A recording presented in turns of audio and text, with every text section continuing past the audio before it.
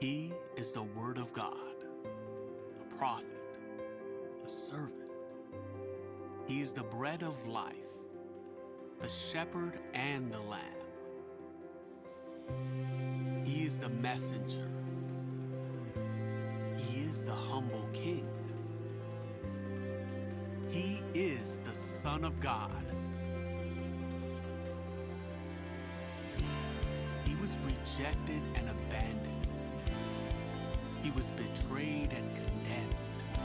He was mocked and beaten, bruised and pierced. He was crucified and buried. But the nails could not hold him. The cross could not finish him.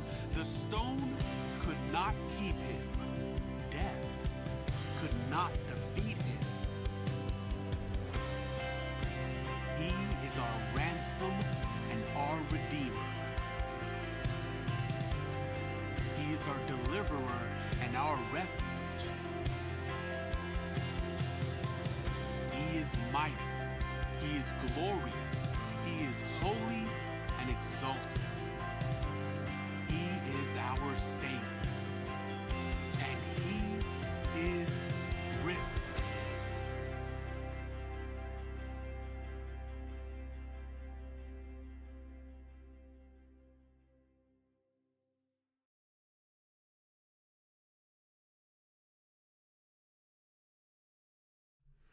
Hey everybody, welcome and happy Easter. My name is Nick and we want to welcome you here to the online edition of The Gathering. And today I've got a new little background behind me here. That is a picture inside of the Zion Lutheran Church building where we meet on Sundays. And what you've stumbled onto here is a partnership between two churches who do meet at the Zion Lutheran Church in Everett. But it's a partnership between Zion Lutheran Church, which is an ELCA Lutheran Church, and Pathways Church, which really has no affiliation. It's just a non-denominational independent church.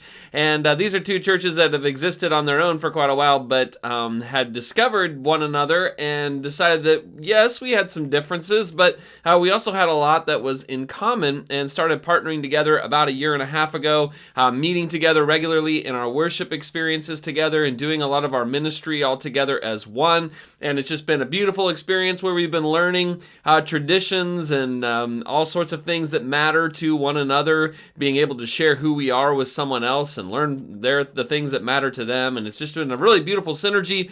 And so that's kind of what you've stumbled onto here. Now you can learn more about us. You can read about our story and learn a little bit more about kind of the things that we're involved in by going to our website at everettgathering.com.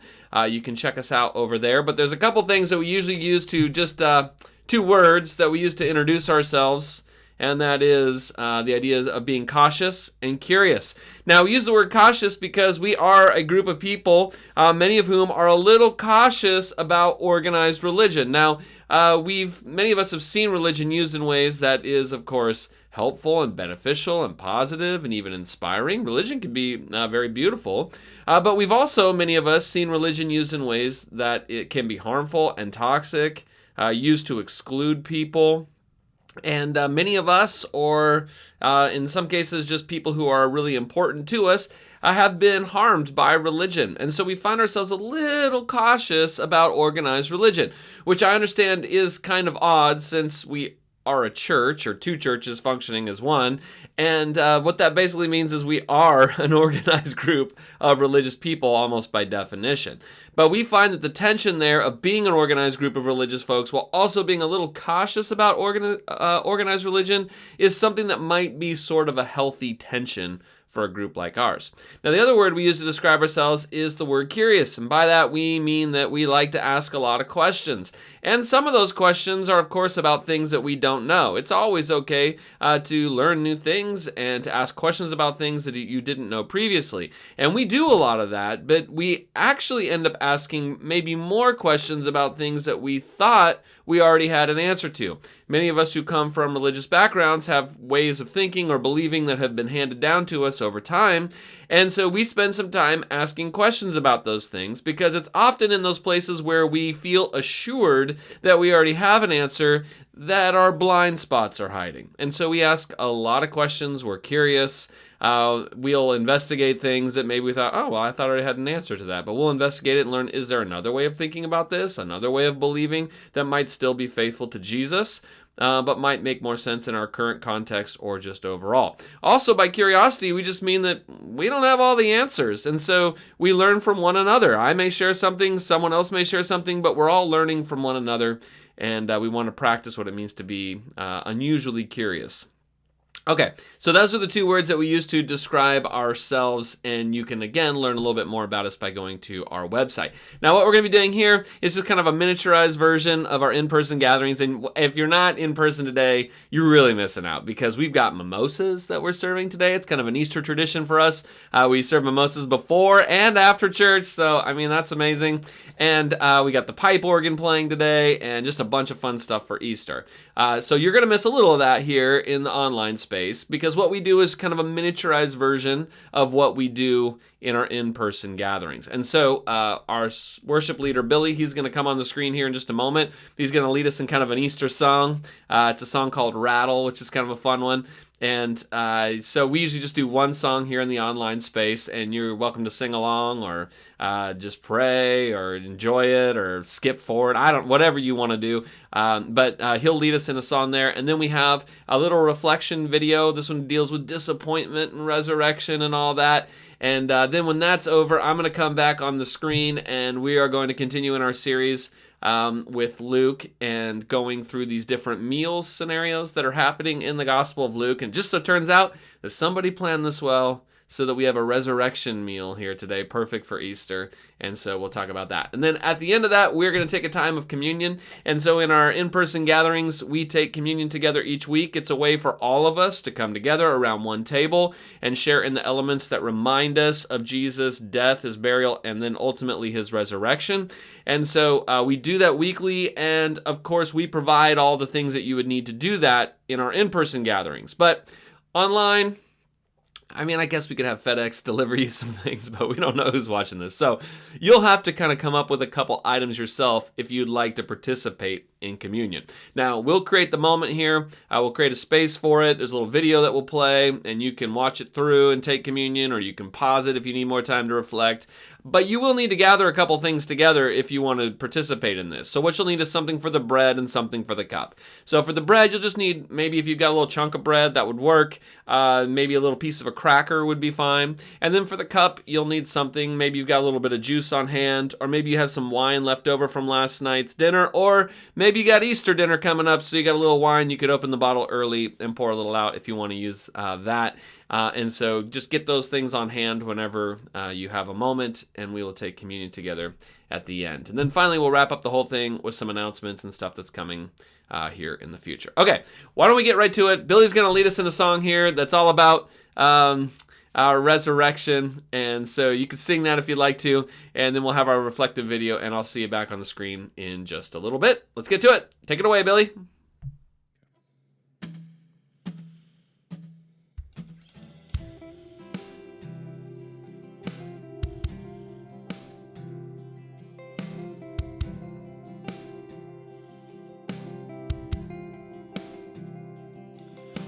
Saturday was silent, surely it was through. Since when has impossible ever stopped you?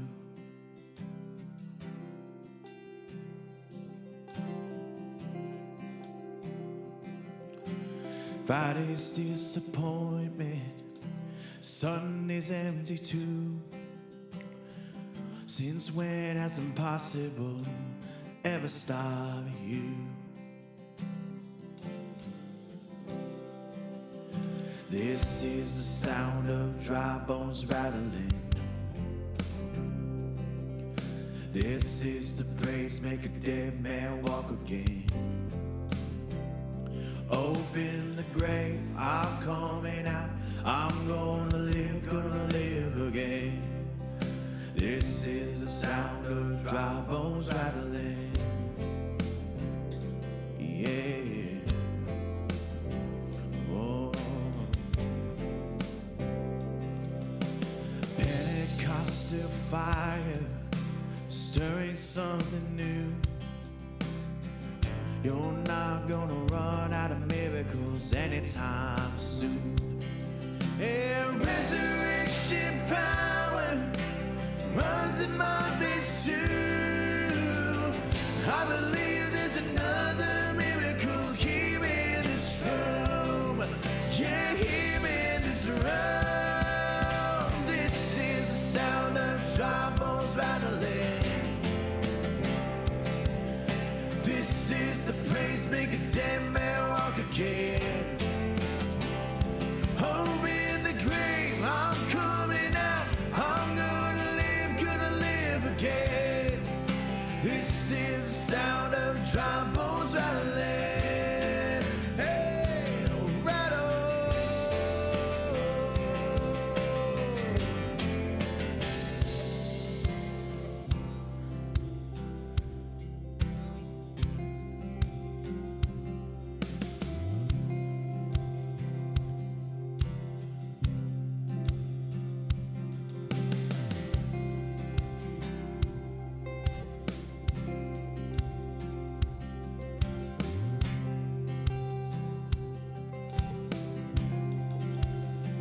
My God is able to save and deliver and heal and restore anything that He wants to. Just as the man who was stuck on the bones of Elisha, if there's anything that He can do. Just as the stone that was rolled at the tomb in the garden, what happens when God says to move? I feel Him moving it now. I feel Him doing it now. I feel Him doing it now. Do it now. Do it now. This is the sound of dry bones rattling. This is the praise make a dead man walk again. Hope in the grave, I'm coming out. I'm gonna live again. Hope in the grave, I'm coming out. I'm gonna live again. Hope in the grave, I'm coming out. I'm gonna live again. This is the sound of dry bones rattling.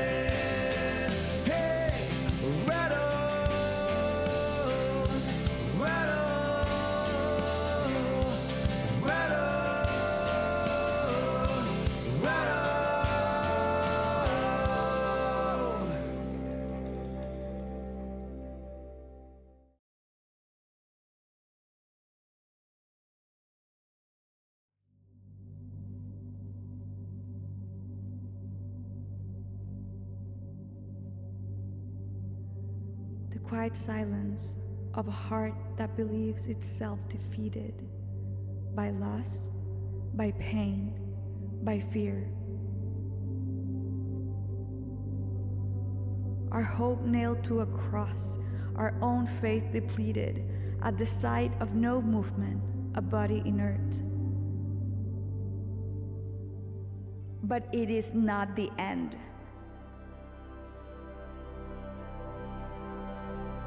At the sound of the gravestone rolling, a new story has unfolded. Death has been defeated. Our hope is alive. Jesus is alive. We raise our hands in victory. By His resurrection, we are set free. He blows a wind of life and brings us back to the light. He is risen. Our Messiah is alive. He breathes and the darkness trembles. He speaks and our future shines. By His sacrifice we are now saved. By His grace we can all rise. Here rejoicing in the sky, the grave could not hold Him. The veil has been torn. Our Christ has won over death, over sin, over ache. By His power all chains break. He is victorious. He is the way. He is the resurrection and the life. And by His wounds, we're made alive.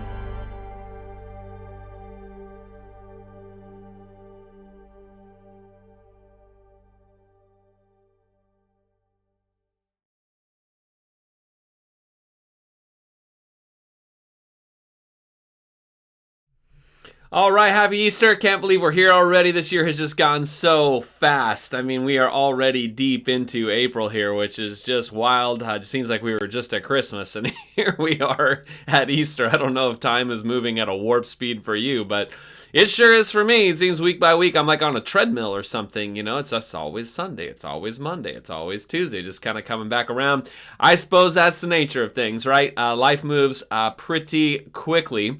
In fact, I was actually kind of stunned this week when I was thinking back about an event that to me seems like it just happened. I can't believe it's been this long. But there was an event that happened 10 years ago already, and it feels just like yesterday. It was one of the biggest moments of disappointment, it felt like, in my whole life. And those of you who are from Seattle probably only need this picture to be reminded of just how disappointing that time was 10 years ago. I mean, if you don't remember this, in 2015, the Seahawks were in the Super Bowl against the New England Patriots. And they were right on the goal line, right on the 1 yard line, and they were just going to score at the end of the game to put them over the top and to win the Super Bowl. And I was at a Super Bowl party, and we were all cheering and excited because we just knew we were going to have our second Super Bowl in a row. We were super thrilled about it. And then inexplicably, the coaching staff calls a slant pass as the play right there on the goal line instead of running it with the best running back in the game at the time. And so they throw this pass, and of course you remember that a Patriot jumps the passing route and intercepts the ball at the goal line, and it was just stunning, right? I remember I couldn't even come to grips with it at first. I was like, wait, did that really happen? No, that didn't happen. I kind of felt like we could rewind it or something. I just could not believe what had happened. And I mean, it just, everything up to that moment, it had just been so great. Jermaine Kearse made this great catch on the sideline. We were at the 1 yard line. And then for it all to end in an interception, I mean, oh my gosh. I mean, okay. It's been 10 years, but some of you are saying, why are you talking about this? It is still too soon, right? Because it's just that raw, the disappointment there. It's hard to remember a time that I was more disappointed than that. Another big disappointment in my life, I mean, there's been, major disappointments in life, but another time I felt really disappointed. I remember we were at Disneyland and we were in California Adventure and we were in line to ride California Screamin', which is, I think, been renamed at this point, but it's that roller coaster that does like a loop, kind of takes you upside down, and it was the only ride we hadn't rode that day, and so we're really excited to ride it before we had to leave the park. And we got in this line. It was long lines. You know how Disneyland is. It's always long lines. And so we're in a long line, and we get right up to the front, and we're like, okay, it's almost our turn. And we got right to the front of the line. We were going to be the next people loaded onto the roller coaster. And they say, oh, we got to shut down the ride. Somebody puked or something on the ride. And so we have to shut it all down. And it's going to take us a while to get it all cleaned up, so everybody just needs to leave. So we had waited like an entire hour to get onto this ride, got all the way to the front, and we're told that we couldn't ride it. I mean, that is just crushing disappointment. Now, you've probably had some disappointments in life too, right? Where things didn't turn out quite the way that you had hoped. It might have been something in your career, maybe more significant than a roller coaster ride, but it could have been something in your career. It might have been something in school. It might have been something that happened in a relationship that didn't turn out the way that you thought it would. It could have been a project you were working on that didn't turn out the way that you wanted. It could be that elections didn't go the way that you had wanted. And so sometimes things happen and we have these deep disappointments, and it gets you down. But what's even worse is when religion lets you down. And a lot of us in our group have been there. We've been involved in religion or church, and things didn't turn out the way that we had hoped, and we experienced some deep disappointment. Things got messy. We got let down. We got hurt, maybe jaded. We might even become a little cynical. But there was deep disappointment. And some of us have been so disappointed in religion that we've, really given up, at least on the church, and sometimes maybe God himself. Because there's almost nothing more bitter than disappointment in religion. Now, if we could all just be together at Easter today, right? If I could just invite you over to my house, and if we all just sat down around the table and started telling stories, we'd have a lot to share. And if we just started sharing our stories of disappointment, I mean, I've shared a couple of mine, but you'd have some that you could share too. And I bet we could tell a lot of stories of disappointment. And it's really a story of disappointment that is the backdrop to Easter. You just can't really even understand Easter unless you understand the context of it, which is deep, deep disappointment. And that is how the disciples felt the first Easter.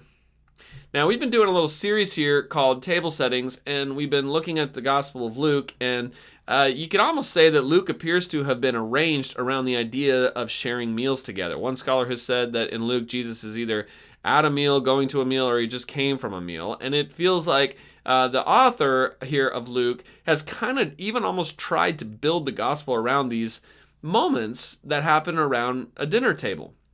And they kind of set the table for all sorts of teachings on faith and what it means to be a part of the kingdom of God. And so we've been kind of going through getting an overview of Luke by just stopping at these meals. And today we come to a meal where the disciples of Jesus are going to eat a meal right after his crucifixion.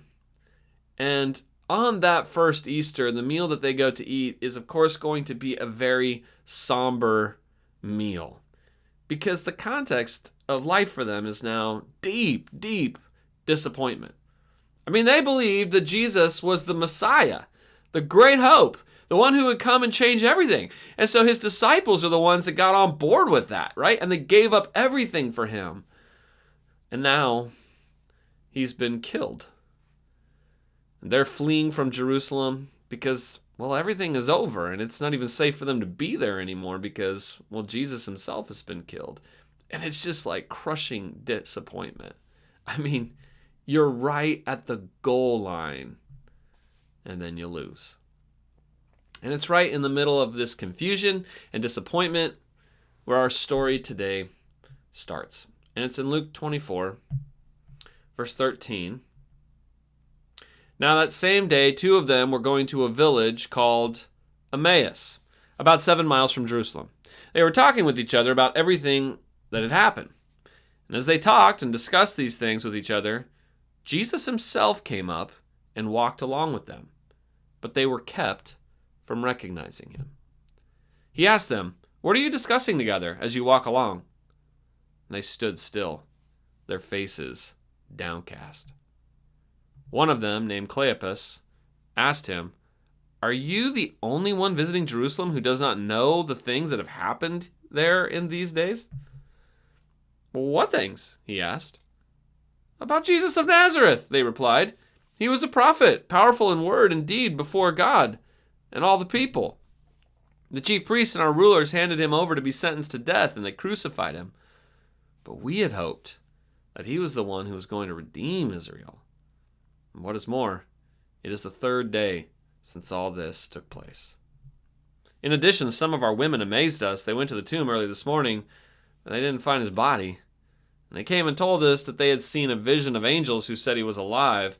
Some of our companions went to the tomb and found it just as the women had said, but they did not see Jesus." Now this reading here from Luke 24 here today is often what we call the story of the road to Emmaus, right? And we got several disciples here that are walking along, and they're not like of the 12 disciples. It doesn't appear, right? They're not like Matthew, Mark, Luke, and John, or all the disciples. Sorry, I was naming gospels. They're not some of the disciples here, right? That we know of as the 12. There's some other disciples that have been following Jesus.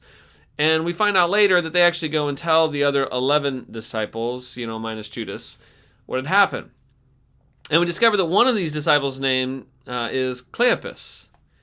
Now, we don't know the other one's name, but some have suggested that maybe it's Cleopas's wife. And that could be, but we're not really sure.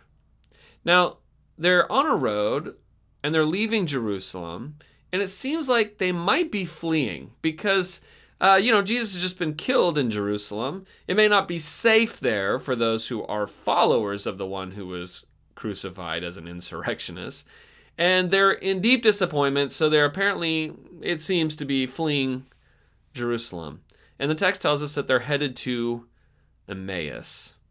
And of course, you know where that is, right? Neither do I.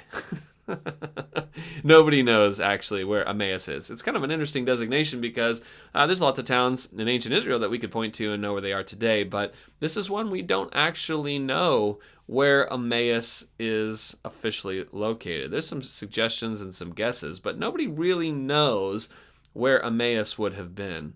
But in a way, I suppose that doesn't matter because when you're running away, Emmaus is just about anywhere else. Now, as they're walking along this road, Jesus walks up to them. They don't recognize him.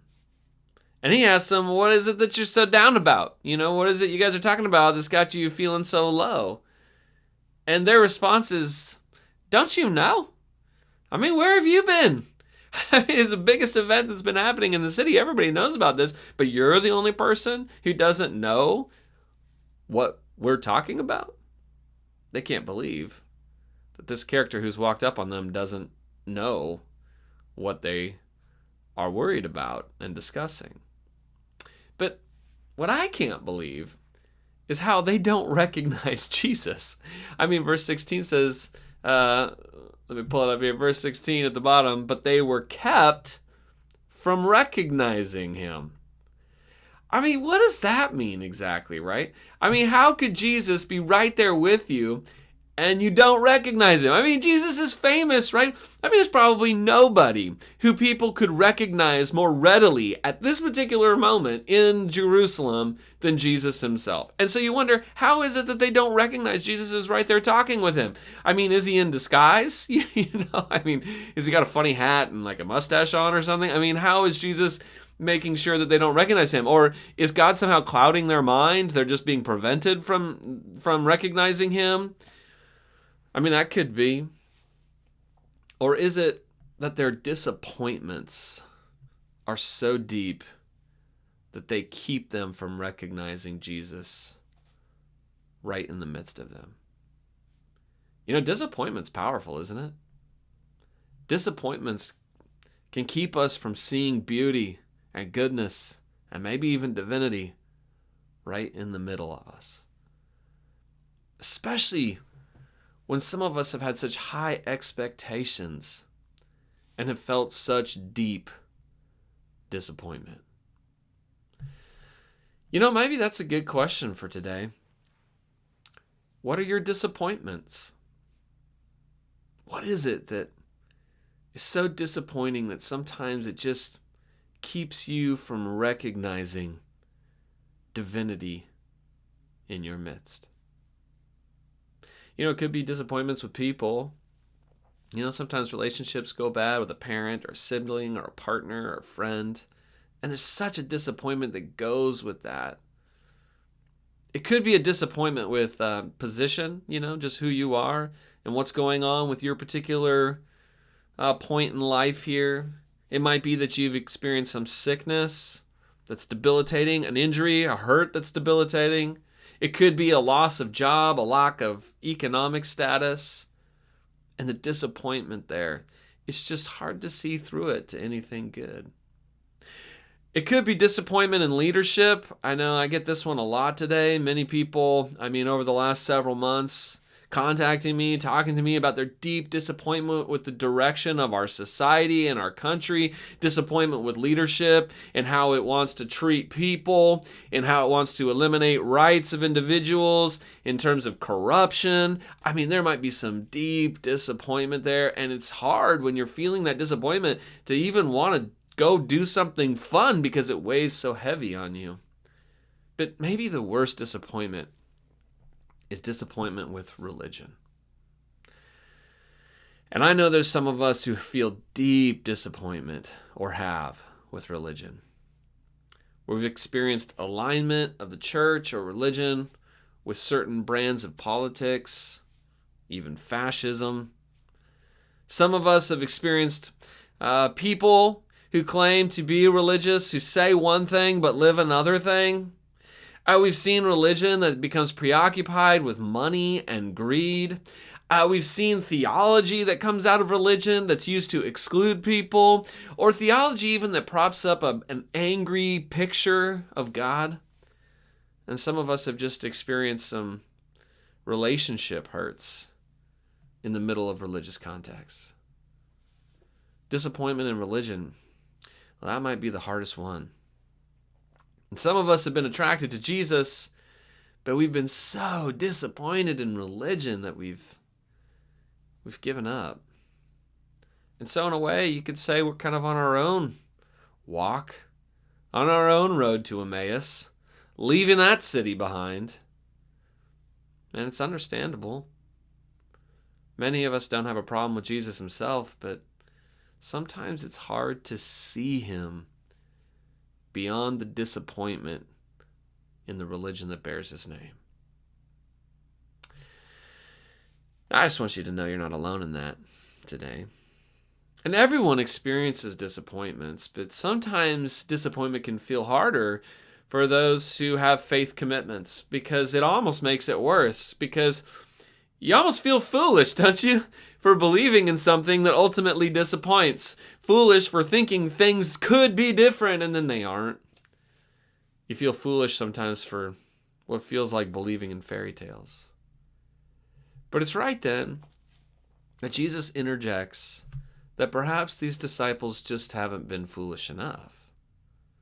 And so verse 25, Jesus said to them, "How foolish you are, and how slow to believe that all the prophets have spoken. Did not the Messiah have to suffer these things and then enter his glory?" And beginning with Moses and all the prophets, he explained to them what was said in all the scriptures concerning himself. Now, I think it's important to notice here that Jesus says they're foolish, but he isn't really trying to insult them. He's really actually addressing, I think, what they're feeling. They already feel foolish. But the greatest foolishness isn't that they believed in a Messiah. What Jesus is pointing out is the foolishness here is in giving up. It's foolish, he's thinking, to stop believing now. It's just that they had the wrong expectations. And expectations are often what are driving our deep disappointments. And so maybe that's another good question to ask today on this Easter. What are your expectations? In a certain way, Easter is almost fundamentally about a realignment of expectations. And you probably have some. About God and the way the world works. And what are they? What is it that are your expectations that, well, frankly, just haven't been met? Now, these disciples, they had some of their own. I mean, they knew the Bible, and they expected a Messiah. And they thought this Messiah will come, he'll be a powerful military leader and ruler to come and overthrow our oppressors. And what he's going to do is he's going to lead an insurrection. He's going to kind of get the army together, and we're all going to band together under his leadership, and he's going to march in there, and he's going to overthrow these Roman oppressors, and he is going to finally make Israel great again. But of course, on Friday, things didn't go as planned. And their Messiah, the one that they had hoped would overthrow their oppressors, ended up instead on a Roman cross. And now everything just seems foolish in hindsight. And so Incognito Jesus, okay, what he does is he begins to reframe their expectations. Yes, the Messiah suffered and died, but wasn't that foretold? And that doesn't mean that because he suffered that he was unsuccessful. What Jesus is making a case here is that perhaps his success just doesn't look like what they expected. You see, they were looking for a Messiah to fight for them. Jesus is pointing out that this Messiah suffered for them. They were looking for a Messiah who would kill their enemies, and this one lays down his life. It's like what God was like was in their scriptures all along, and they didn't see it. It was there, but they couldn't recognize it. Like Jesus himself, it appears that this vision of Messiah was sort of incognito. And Jesus is going back through the scriptures to reveal it. You know, people today still looking for the wrong Messiah, aren't they? I mean, the cross is such a major stumbling block, mostly for the religious, because we want our God to be strong. We want him to win. We want him to go to war with our enemies. And of course, it's still popular to wear a cross as a necklace around your neck, but it's much less popular to believe that that cross somehow reveals what God is like. Because the cross, it seems like weakness. It seems like loss. It seems so foolish. And what Jesus here is saying is, well, you got the wrong picture of God. Your expectations of God need changed. And that's what Easter does. You see, in Jesus, the cross is the defining picture of God. No matter what you think God must be like, in Jesus we see the full picture of God, and specifically Jesus on the cross. And it's a picture not of God demanding a blood sacrifice so that he can somehow find a way to care about you. No, the cross doesn't change God's mind about you. It invites you to change your mind about God. And it's not a picture of God trampling his enemies with violence. It's a picture of an all-powerful God allowing the evil and selfishness of oppressive empires to do its very worst to him, and then showing that self-sacrificial love cannot be defeated by it, that love will triumph over it, and that it will win not through the sword, but through love and self-sacrifice rather than coercion. You know, I think I missed out on recognizing Jesus for a long time because I had the wrong expectations. I think I grew up thinking of God as angry and violent and coercive and petulant and vindictive and sometimes even quite petty. I believed that God wanted to punish and destroy in order to win. But Jesus here, on that first Easter, patiently sits down with these disciples and lays out all the evidence that always pointed to God being willing to die for his enemies, not kill them. What I needed was a new look at Jesus. And maybe Jesus is worth one more look for you. I mean, could it be that you've missed something there? Could it be that there's a picture of God that you've missed? That maybe the Easter story isn't at all like the baggage of God that you have from the past? Maybe it's worth one more look. Now, the story takes one more twist, because as they approach their destination, the two disciples notice that Jesus seems to be planning to keep on walking. He's just there for a time, then he's going to leave. He's on his own journey here. And they beg him to stay with them. Verse 28 and 29, as they approached the village which they were going, Jesus continued on as if he were going farther. But they urged him strongly, "Stay with us, for it's nearly evening. The day is almost over." So he went in to stay with them.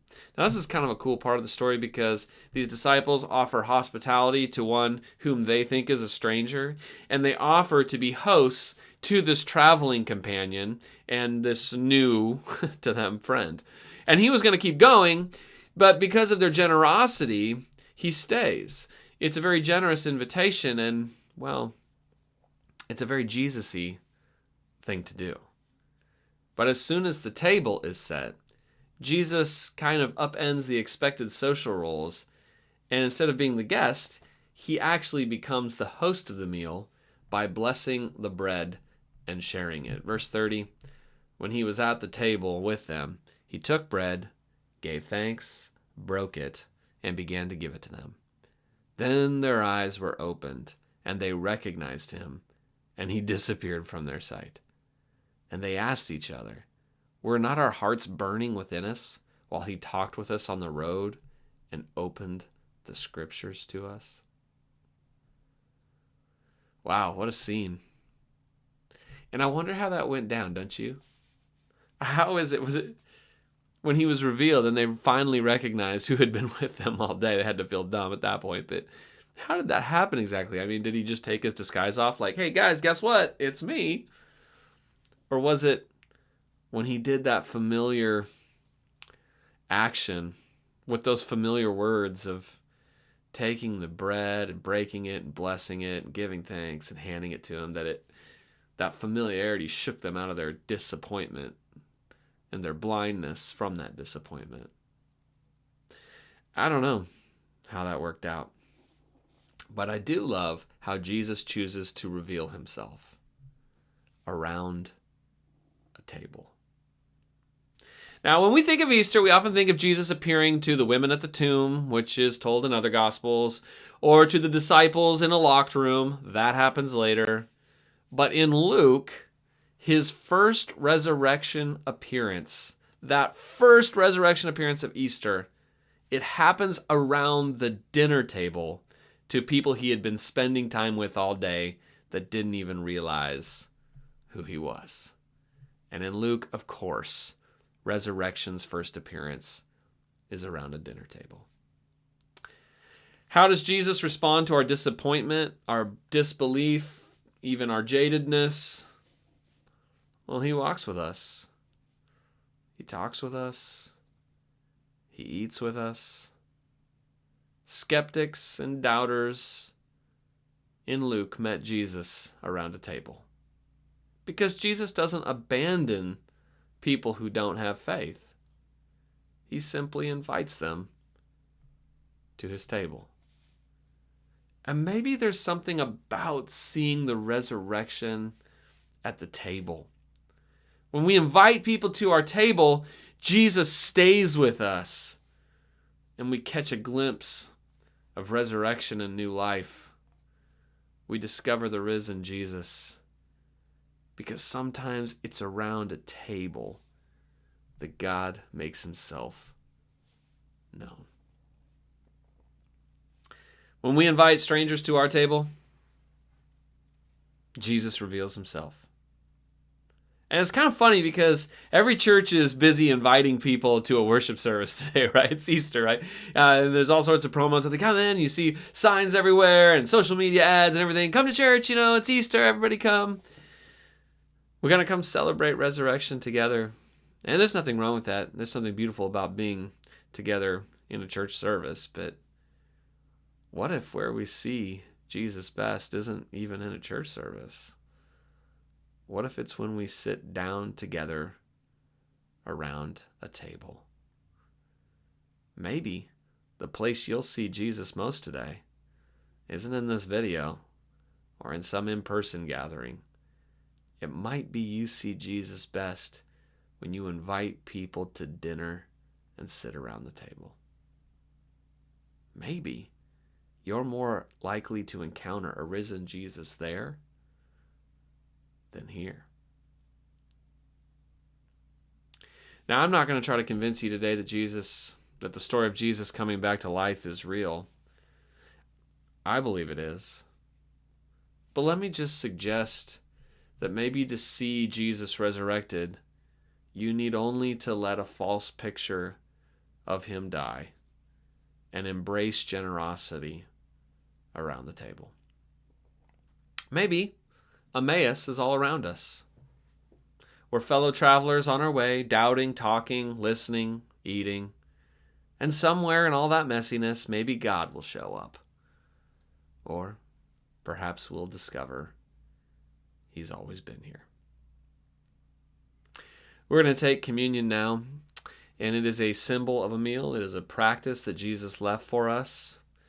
And when we come around the table, Jesus is here with us. We come to you today, Jesus, so thankful that you have already come to us in such a real way. We don't even need to come to you. You come to us. And we're thankful that you have done that, God, that you have become one of us. We've created distance from you.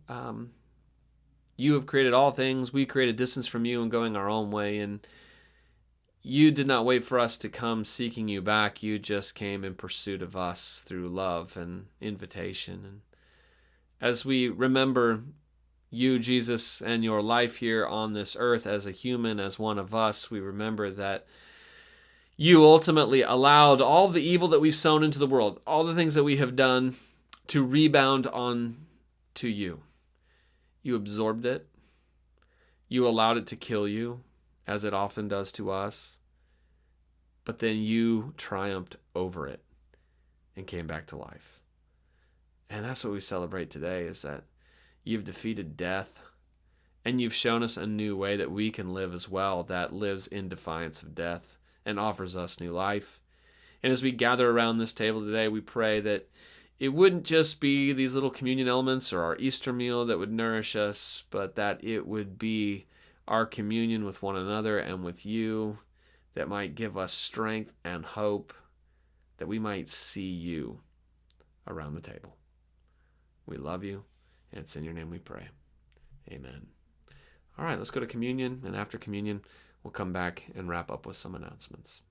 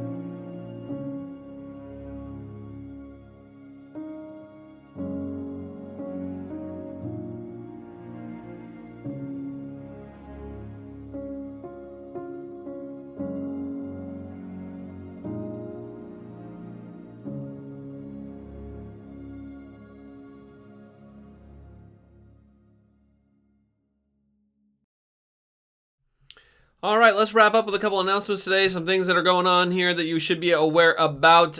First of all, we do meet in person every Sunday at 10 a.m. at the Zion Lutheran Church building, which is just south of downtown Everett. It's an easy on-off the freeway there, off the 41st Street exit. Very easy to commute in and out there if you got access to the freeway. And you're always welcome to join us in person. Of course, you're welcome to join us here online, but you only get to see my face online. And in person, you get to meet a bunch of very cool people. And so I always encourage you to join us sometime if you have the ability to do that. You can also follow us and keep up to date with things that are happening by following us on the socials. We are on Facebook, Instagram, and Threads. We are at The Gathering Everett, and so if you give us a follow there, you can stay up to date with things that are happening. If you're not on social media, or you just want another way to receive information about what's going on, you can sign up for our email newsletter, and we send that out periodically. And if you're not already on the distribution list, you can message us on Facebook with your name and email address, or email me. My name is on this email's on the screen there. You can screenshot that and then drop me a little line and tell me, hey, add me to the distribution list, and we would be happy to do that. There is no student ministry today. Youth group, it's Easter, right? So go home, be with your families, eat ham and potatoes or whatever you're doing there. But there is no youth group tonight. This coming Wednesday, though, been doing some kids' play dates on Wednesday mornings at 9:30 a.m. So parents have been just bringing some of the littles down to the church building at 9:30 a.m. and we open up the nursery and some of the toy areas and just give parents a chance to get the kids out and to play a little bit together. Kids need to get out of the house and do some fun stuff. And so if you're interested in that, you just have to show up at the church building Wednesday at 9:30 a.m. and there'll be other parents and kids there doing a play date together. Our next crafting group is coming up the first Thursday of May. That happens from 6:30 to 8:30 p.m. And these are just a group of people who are working on their own individual crafts. There isn't one craft that everyone's working on together. The idea is you bring whatever craft you're working on, whether that's knitting or painting or whatever it is that you're doing, you can bring it down there and do it with some other people. And you might get inspired by some of the projects they're working on, or have a chance to show off yours, get some expertise from others, or just have a fun time getting to know some people. And so you are invited to that. That also meets at the church building. Then coming up May 14th is our next theology pub. We kind of put it on hold for a few weeks while we were doing all of our Lent services, but we will be back Wednesday, May 14th. We'll be at the Scuttlebutt Brewing Tap Room. And we'll keep talking about that here as we have a few weeks before we lead up to that. And then finally, if you want to give or donate, you can do that online. You can go to our website at everettgathering.com/donate, and you can give a one-time gift or a recurring gift. And we appreciate those of you who are giving. And if you can do that, we would love for you to help out and support the ministry stuff that we are doing all the time. Okay, I think that is mostly it. So hopefully you have a really good Easter. It's supposed to be beautiful this next week too. So get outside. Hope it's a good chance for you to enjoy all of that. And I don't know. I guess that's it. Have a really great week and pray that the love of God follows you everywhere that you go. May the resurrection life be with you. We love you and have a great week. Bye.